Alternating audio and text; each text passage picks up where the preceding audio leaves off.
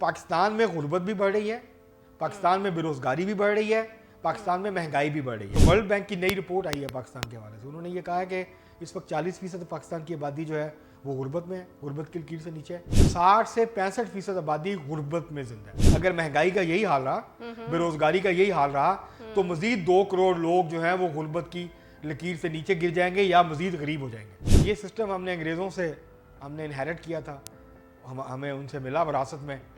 ہم نے اس کے اندر وہ بنیادی تبدیلیاں نہیں کی جو ہمیں کرنی چاہیے تھیں۔ پاکستان خبر ٹی وی کی ویڈیوز دیکھنے کے لیے ہمارا چینل سبسکرائب کریں اور بیل آئیکن پر کلک کریں تاکہ آپ ہماری آنے والی ویڈیوز دیکھ سکیں۔ دیکھتے رہیں پاکستان خبر ٹی وی۔ السلام علیکم، میں ہوں آپ کی ہوسٹ حسنہ طارق پاکستان خبر ٹی وی کے ساتھ۔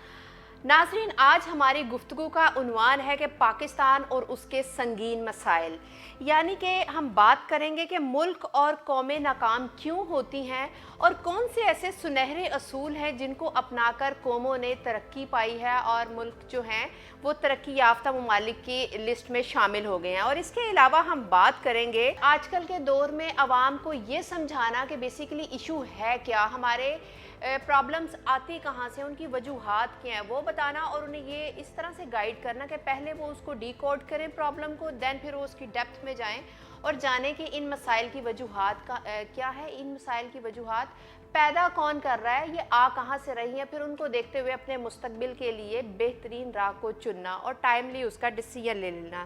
دین آگے ہم بات کریں گے کہ پاکستان کے مسائل جو ہیں عرصہ دراز سے سنتے چلے آ رہے ہیں کہ پاکستان میں یہ مسئلہ، پاکستان میں وہ مسئلہ، تو آج ہم پاکستان کے مسائل پر بھی نظر ڈالیں گے اور ان کی وجوہات کو سمجھنے کے لیے کوشش کریں گے۔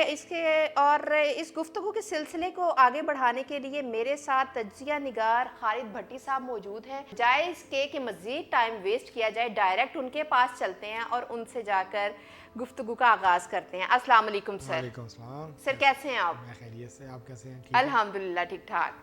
سر پاکستان میں ہم ہیں تو شکلیں دیکھ کے ہی سمجھ آ جاتا ہے کہ مسئلے ضرور ہوں گے ہمارے پاس۔ تو پاکستان کافی زیادہ سنگین مسائل سے دو چار ہے 76 سالوں سے، 1947 سے جب سے پاکستان وجود میں آیا ہے تب سے کوئی نہ کوئی مسئلہ، کوئی نہ کوئی پرابلم، کہیں نہ کہیں سے کوئی نہ کوئی ایشو ریز ہوتا ہی آیا ہے۔ آپ اس کے بارے میں کیا کہنا چاہیں گے؟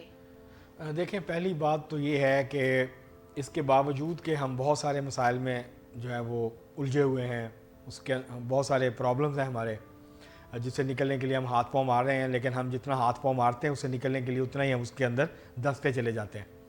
لیکن یہ میرے خیال سے میں اس بات سے اتفاق نہیں کرتا کہ 76 سالوں میں صرف مسائل ہی رہے ہیں اور ہم نے ترقی نہیں کی ہے، ہم نے جو ہے وہ امپروومنٹ نہیں کی ہے، یا ہم نے مختلف شعبوں کے اندر جو ہے وہ بہت زیادہ آگے نہیں بڑھے ہیں۔ مثلا 1947 کا پاکستان اور آج کا پاکستان بہت فرق ہے۔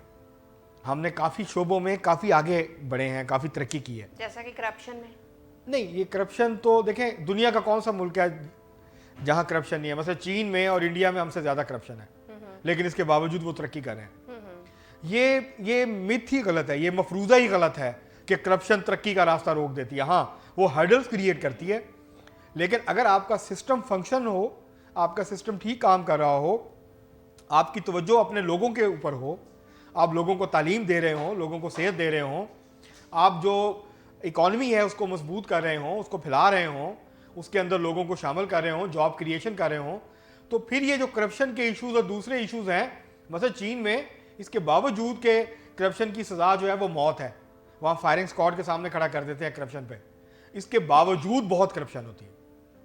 اور پاکستان سے کہیں زیادہ آگے رہا ہے چائنا، اب کچھ کم ہوئی ہے، انہوں نے پچھلے 10 سال سے بہت زیادہ سختی کی ہے کرپشن کے حوالے سے۔ انڈیا میں جتنی ہمارے ہاں پورے سال میں کرپشن ہوتی ہے، اتنے انڈیا میں 1-2 سکیم آتے ہیں بڑے ہر سال جو کہ اربوں روپے کی کرپشن کے ہوتے ہیں۔ اس کے باوجود انڈیا میں تیز رفتار ترقی ہو رہی ہے، اور آج سے نہیں ہو رہی، گزشتہ 15-20 سالوں سے ہو رہی ہے۔ پہلی بات تو یہ ہے، حکمران طبقہ جو ہے آپ کا، یہ ڈیپینڈ کرتا ہے کہ آپ کے مسائل، انڈیا میں کیا مسائل نہیں ہیں، چین میں کیا مسائل نہیں ہیں یا نہیں تھے۔ چین میں بھی غربت تھی، چین کی حکومت نے، چین کی ریاست نے ایک پالیسی کے تحت چین سے غربت کا خاتمہ کیا۔ آپ چھوڑ دیں انڈیا کو، چھوڑ دیں چین کو، چھوڑ دیں بنگلہ دیش تو ہمارے جیسا ملک ہے۔ بنگلہ دیش یہ دعویٰ کر رہا ہے کہ 2025 تک جو ایکسٹریم پاورٹی ہے وہ اس کو ختم کر دیں گے۔ کیوں ختم کر دیں گے؟ وہ لوگوں کو جو ہے وہ قرضے دے رہے ہیں لوگوں کو جابس کے لیے, لوگوں کو کاروبار کے لیے, لوگوں کو جو ہے وہ ہنر سکھا رہے ہیں تاکہ کوئی فارغ نہ رہے, اور وہ کوشش کر رہے ہیں کہ لوگوں کو زیادہ سے زیادہ روزگار کے مواقع جو ہیں وہ لوگوں کے لیے پیدا ہوں. تو مسئلہ ہمارا یہ ہے کہ ہمارا جو سسٹم ہے, یہ سسٹم ہم نے انگریزوں سے ہم نے انہیرٹ کیا تھا, ہمیں ان سے ملا وراثت میں. ہم نے اس کے اندر وہ بنیادی تبدیلیاں نہیں کی جو ہمیں کرنی چاہیے تھیں اپنی قومی ضروریات کو پورا کرنے کے لیے. جو ہماری قومی ضروریات, مثلا ہمارا مسئلہ کیا ہے, پاکستان کا سب سے بڑا مسئلہ, جیسے آپ نے بھی بات کی, غربت کا ہے. ٹھیک ہے, غربت کیوں ہے؟ غربت نتیجہ ہوتی ہے انسانوں کے آپس کے جو جس طرح وسائل کی تقسیم کرتے ہیں, جتنی زیادہ غیر منصفانہ وسائل کی تقسیم ہوگی اس کسی بھی ملک کے اندر, اس ملک اور سوسائٹی اور معاشرے میں, سماج میں اتنی ہی زیادہ امارت اور غربت کی تفریق ہوگی, اتنی ہی زیادہ غربت ہوگی, اتنی ہی زیادہ لاچارگی ہوگی, اتنی زیادہ فاقے ہوں گے. تو یہ جو ساری چیزیں ہیں ان کا تعلق وسائل کی تقسیم سے ہے. اگر آپ وسائل کی تقسیم کا رخ حکمران طبقے سے, امیروں سے عوام کی طرف موڑ دیں تو غربت میں بھی کمی آتی ہے, بے روزگاری میں بھی کمی آتی ہے, لوگوں کے لیے جاب کریشن ہوتی ہے, لوگوں کی معاشی اور جو سماجی زندگی ہے اس کے اندر بہتری آتی ہے. لیکن اگر آپ وسائل کا رخ صرف اشرافیہ کی طرف رکھیں گے, سارا پیسہ جو ہے وہ انہی کے اوپر خرچ کریں گے, اور آپ جو حکومتیں ہیں وہ صرف اشرافیہ کے مفادات کا تحفظ کریں گی, ان کے لیے کام کریں گی, تو پھر غربت نہیں پھیلے گی تو اور کیا پھیلے گا. پھر جس قسم کے مسائل کا پاکستان کو سامنا, دیکھیں نا پاکستان کے 3 بڑے مسئلے ہیں.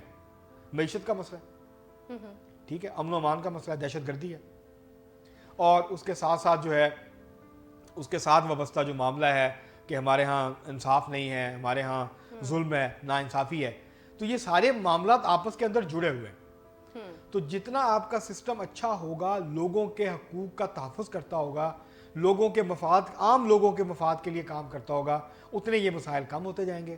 جب آپ صرف آپ کی توجہ, آپ کا پورا محور اور مرکز اشرافیہ ہوگی, حکمران طبقہ ہوگا, جاگیردار ہوں گے, سرمایہ دار ہوں گے, افسر شاہی ہوگی, تو پھر یہی ہوگا جو پاکستان میں ہو رہا ہے. ٹھیک ہے, آپ نے غربت کا کافی زیادہ ذکر کیا, تو ہمارے ملک میں تقریباً 40% سے زیادہ آبادی جو ہے وہ غربت کی لکیر سے نیچے ہے. تقریباً 6.5 پونے 7 کروڑ لوگ بنتے ہیں, جن کی روزانہ کی آمدن جو ہے 300 روپے دہاڑی ہے. تو اس حساب سے منتھلی وہ تقریباً 9,000 روپیہ کما لیتے ہیں, اور ہر بندے کا فیملی ممبرز کی تعداد 5 سے 6 ہے, ایک ایوریج جو تعداد ہے. ایک بندہ کمانے والا ہے, وہ 5 سے 6 بندوں کو کس طرح سے منتھلی فیڈ کر رہا ہے, ان کی ایجوکیشن, ان کی ہیلتھ اور باقی کی جو ضروریات زندگی وہ کس طرح سے پورا کر رہا ہے. اور دوسری جانب اگر دیکھا جائے تو پچھلے 76 سالوں میں آج تک کسی بھی سرکار نے میس لیول پر غربت ختم کرنے کے لیے کوئی بھی پازیٹیو اقدام نہیں کیے ہیں. مینٹلی گروتھ نہیں ہونے دیتے یہ لوگوں کو گروم نہیں ہونے دیتے, لوگوں کو سیکھنے نہیں دیتے, لوگوں کو انڈیپینڈنٹ نہیں ہونے دیتے. کچھ سکیمز جو ہیں اب آ کے متعارف ضرور کرائی گئی, جیسے انکم سپورٹ ہو گئی, میں نام نہیں کوٹ کرنا چاہوں گی, کچھ سپورٹس کرنا شروع ہو گئے چند پیسے دے کر. تو آپ کو نہیں لگتا کہ یہ پیسے بانٹنے سے بہتر ہے کہ وہ ان کی اسکل بلڈنگ کریں, ان کی کوئی ووکیشنل ٹریننگ کرائیں, جس کے ذریعے جو ہے یہ اپنے صلاحیتوں کو بروئے کار لا کر کوئی چھوٹا موٹا اپنا روزگار جو ہے وہ کھڑا کر سکیں اور اس سے زندگی میں آگے بڑھ سکیں. یہ جو آپ نے بات کی ہے نا بیسک انکم سپورٹ پروگرام کی, اس طرح دوسرے پروگرامز ہیں, اس کا نام چینج ہو جاتا ہے. تحریک انصاف کی حکومت تھی تو اس نے اس کا احساس پروگرام نام رکھ دیا. پروگرام تو وہی ہے, بیسیکلی تو پیسے بانٹ رہے ہیں نا, تو پیسے کی بجائے اب ہنر کیوں نہیں بانٹ رہے؟ لوگوں کی جیبوں میں پیسے ڈال رہے ہیں. اس میں اس کا پروگرام کا حصہ ہنر کا بھی تھا, لیکن اس طرف ابھی تک گئے نہیں, اس فیز کی طرف. پہلا فیز یہ تھا کہ آپ لوگوں کو وقتی طور پہ ریلیف دیں, ان کی جیبوں میں تھوڑے پیسے ڈالیں تاکہ وہ پیسے خرچ کریں. وہ کیونکہ جو غریب, دیکھیں ایک بات ذہن میں رکھیں, جو پیسہ عام لوگوں کے جیبوں میں آتا ہے وہ پیسہ وہ اس کو جو ہے ان کے پاس اتنا پیسہ نہیں ہوتا کہ وہ اس کو سیو کریں, اس کے لیے جو ہے وہ اس کو بچا کے رکھیں. جتنا پیسہ ان کے پاس مہینے میں آتا ہے اتنا ہی وہ خرچ کر دیتے ہیں. تو جو غریب آدمی کے پاس پیسہ آتا ہے, جو محنت کشوں کے پاس پیسہ آتا ہے, جو لوور مڈل کلاس کے پاس پیسہ آتا ہے یا مڈل کلاس کے پاس بھی پیسہ آتا ہے, وہ پیسہ واپس اکانومی میں جاتا ہے. جو پیسہ جیبوں میں جاتا ہے یا تجوریوں میں جاتا ہے یا بینک اکاؤنٹس میں جاتا ہے وہ امیروں کا پیسہ ہوتا ہے, جو ان کی ضرورت سے زیادہ ہوتا ہے, اور وہ اس کو پھر ایک جگہ پہ جمع رکھتے ہیں اور اس کا کوئی تصرف نہیں ہوتا, وہ اکانومی میں واپس نہیں آتا, وہ نان پروڈکٹیو ہوتا جاتا ہے. سر ضرورت کا تعین بھی تو پرسن ٹو پرسن خود کیا جاتا ہے نا, کوئی نا ضرورتیں محدود رکھتا ہے, کسی کی بہت لامحدود. نہیں دیکھیں, اگر ایک آدمی ایک مہینے کا 10 کروڑ کماتا ہے تو اگر وہ 5 کروڑ خرچ کرتا ہے تو 5 کروڑ بچا بھی رہا ہے. اب ایک آدمی کماتا ہی 1 لاکھ ہے, اس کے اخراجات 1.25 لاکھ ہیں, وہ تو ہر مہینے 20-25 ہزار روپیہ کسی سے ادھار لیتا ہے, جب تنخواہ ملتی ہے تو اس کو واپس کر دیتا ہے, تو وہ سیونگ کہاں سے کرے گا, وہ بچائے گا کہاں سے؟ تو اس لیے جو ورکنگ کلاس کے پاس پیسے آتے ہیں, عام لوگوں کے پاس پیسے آتے ہیں, وہ معیشت میں واپس آتے ہیں, وہ دکان پہ جاتے ہیں محلے کی پرچون کی, وہاں سے خریداری کرتے ہیں اپنے بچوں کی, اپنی ضروریات پوری کی. جو آپ نے بات کی نا غربت کی, IMF کے یہ جو ورلڈ بینک کی نئی رپورٹ آئی ہے پاکستان کے حوالے سے, انہوں نے یہ کہا ہے کہ اس وقت 40% پاکستان کی آبادی جو ہے وہ غربت میں ہے, غربت کی لکیر سے نیچے ہے. 60 سے 65% آبادی غربت میں زندہ ہے. وہ غربت کی لکیر سے نیچے نہیں ہے, غربت کی لکیر سے اوپر ہے, لیکن بہت اچھی حالت میں نہیں ہے.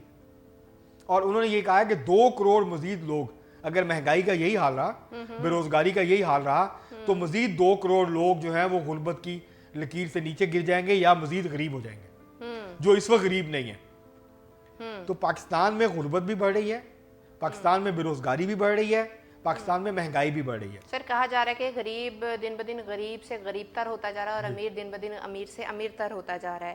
کوئی ایسی اسٹریٹجی کیوں نہیں ہماری سرکار اپناتی کہ لوگوں کو جو ہے خوددار قوم بنایا جائے؟ کیونکہ جیب میں جب پیسہ جاتا ہے تو انسان پھر یہ سوچتا ہے ایزی کم ایزی گو, ایزیلی وہ جا کے کہیں بھی جو ہے وہ خرچ کر دیتا ہے, اس میں ایک طرح سے ہڈ حرامی پیدا ہو جاتی ہے. چائنا کی ایک مشہور کہاوت ہے کہ مچھلی کھلاؤ مت, مچھلی پکڑنا سکھا دو, تاکہ عمر بھر کا جو ہے روزگار اور محنت کرنے کی جو عادت ہے وہ انسان سیکھ جائے. آپ کیا کہنا ہے اس بارے میں؟ دیکھیں, آپ کو اپنا جو ہمارا ایجوکیشن کا سسٹم ہے نا, اس کو تبدیل کرنا پڑے گا. ہمارے جو ہائی سکولز ہیں ان کو سکل سینٹرز کے اندر کنورٹ کرنا پڑے گا. آپ کنونشنل ایجوکیشن بھی دیں میٹرک تک, لیکن میٹرک کر کے جب کوئی بچہ یا بچی نکلے, اس کے پاس کوئی نہ کوئی ہنر ہو, وہ جا کے جو ہے وہ ادھر ادھر چیزیں نہ ڈھونڈے, وہ سیلف امپلائڈ کر سکے, اپنا کوئی کام کر سکے, اس کے پاس ہنر ہو کوئی نہ کوئی, کہ وہ روزی کما سکے اپنی جا کے باعزت طریقے سے.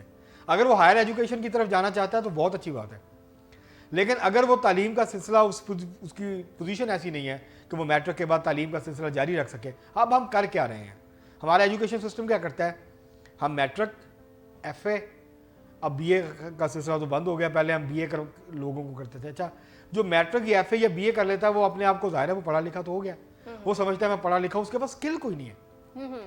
اور دنیا میں اور ہماری معیشت میں تیزی کے ساتھ تبدیلیاں آ رہی ہیں. وہ پہلے یہ جو ایف اے میٹرک بی اے ہوتے تھے, ان کو سرکار نوکری دیا کرتی تھی, حکومتیں ان کو نوکری دیا کرتی تھی, کلرک کی نوکری دے دی, کوئی اس طرح کی اور جابز دے دی, تو جاب ملنا آسان ہوتا تھا نسبتاً میٹرک ایف اے کرنے کے بعد بھی.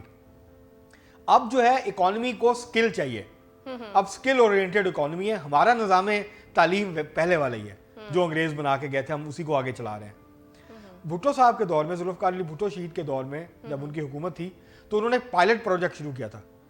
اس کے تحت ہر شہر میں کچھ ہائی سکولز کو میں ہنر سکھانا شروع کیا گیا تھا, جس میں کسی کو بڑھئی کا کام سکھایا جاتا تھا, الیکٹریشین کا کام سکھایا جاتا تھا, 7ویں 8ویں سے کام شروع ہو جاتا تھا, ووکیشنل ٹریننگ ساتھ. آپ کو بیسکلی کرنا یہ ہے کہ جو ہمارے کنونشنل سکولز ہیں میٹرک کے لیے, مڈل اور ہائی سکولز ہیں, ان کو آپ ووکیشنل ٹریننگ سینٹرز میں تبدیل کر دیں.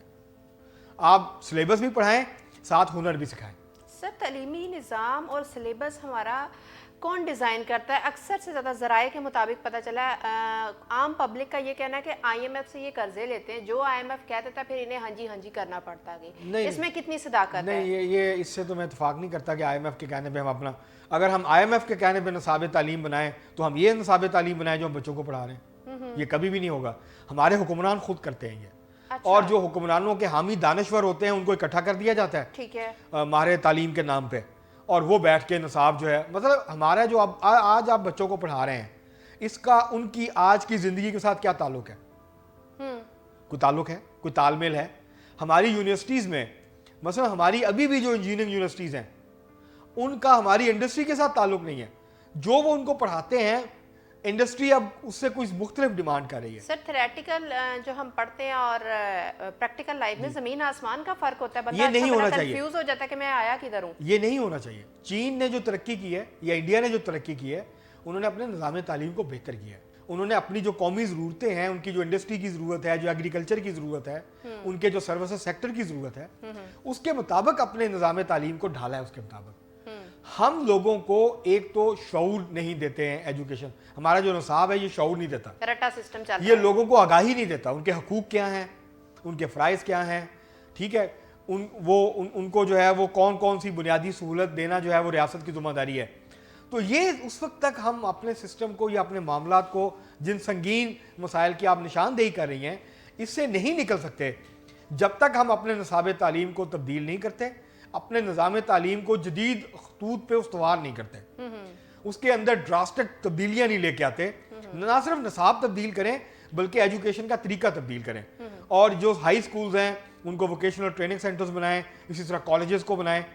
آپ کو مزید بلڈنگز بنانے کی ضرورت نہیں ہے, آپ انہی کو کنورٹ کر دیں, وہاں نئے ٹیچرز بھرتی کریں, وہ لوگوں کو کمپیوٹر سکھائیں, وہ بچیوں کو مختلف قسم کے جو ہیں کمپیوٹر کے کورسز کروائیں, وہ ان کو مختلف جس طرح سے موبائل ٹھیک کرتے ہیں, بے تحاشا کام ہے, آپ آئی ٹی ان کو سکھا سکتے ہیں. تو کتنے ہنر ہیں جو ان کو سکھائے جا سکتے ہیں. پاکستان کی جو سب سے بڑا مسئلہ میں آپ کو بتاؤں گا وہ یہ ہے, پاکستان میں جو بہت ہائی ٹیکنالوجی کے اوپر بیسڈ انڈسٹری ہے وہ نہ لگنے کی ایک بڑی وجہ یہ ہے کہ پاکستان کے پاس وہ ہائیلی سکلڈ ایجوکیٹڈ لیبر ہی نہیں ہے. ہمیں اگر غربت ختم کرنی ہے نا, تو ہمیں اپنے نوجوانوں کو سکل سکھانی ہے, ان کو تعلیم یافتہ بنانا ہے. اس کے ساتھ ساتھ ہماری جو لیبر فورس ہے ہم نے اس کو اتنا سکل فل بنانا ہے, ان کو اتنا ایجوکیٹڈ بنانا ہے, ان کو اتنا ڈسپلن بنانا ہے کہ وہ پروڈکٹیوٹی کو بڑھائیں. اور ہم ان کو باہر بھی بھیج سکتے ہیں, پاکستان کے اندر بھی انڈسٹری لگا کے ہم ان کو روزگار فراہم کر سکتے ہیں. جب چائنیز آتے ہیں یہاں تو جب بھی وہ بات کرتے ہیں وہ یہ کہتے ہیں کہ پاکستان میں ہنرمند لوگوں کی شدید کمی ہے, اور خاص طور پہ ان شعبوں میں جن شعبوں میں چین یہاں پہ سرمایہ کاری کرنا چاہتا ہے, اور ہم ابھی تک اس پہ توجہ نہیں دے رہے. ہم وہی لگے ہوئے ہیں کہ بجٹ بڑھا دو 10 روپے, ادھر سے 2 روپے بڑھا دو, ادھر سے جو ہے وہ نہیں, ادھر سے مفت کتابیں دے دو. مفت کتابیں آپ دیں لیکن کتاب کو اس قابل بھی بنائیں کہ وہ لوگوں کو اپنے پاؤں پہ کھڑا ہونے کے قابل بنائیں. تو جب تک آپ یہ نہیں کریں گے تب تک پاکستان میں غربت رہے گی. سر یہ لوگ جو نصاب ڈیزائن کرتے ہیں پاکستانی بچوں کے لیے, کیا وہ اس لائق ہیں کہ نصاب ڈیزائن کر سکیں؟ اگر حکومت ایسا نصاب ڈیزائن کر سکیں کہ یہ جو آنے والی جنریشن ہے یہ ملک کے باقی جو دنیا کے ترقی یافتہ ممالک ہیں ان کے ساتھ قدم سے قدم ملا کر چلنے کے لائق ہو سکیں. بالکل ان میں صلاحیت ہے, لیکن حکمرانوں کا بھی دیکھیں نا, جو حکومت آتی ہے, حکمران آتے ہیں, ہم سے ووٹ لے کے آتے ہیں, کچھ ووٹ لیے بغیر بھی آ جاتے ہیں لیکن زیادہ تر ووٹ لے کے آتے ہیں.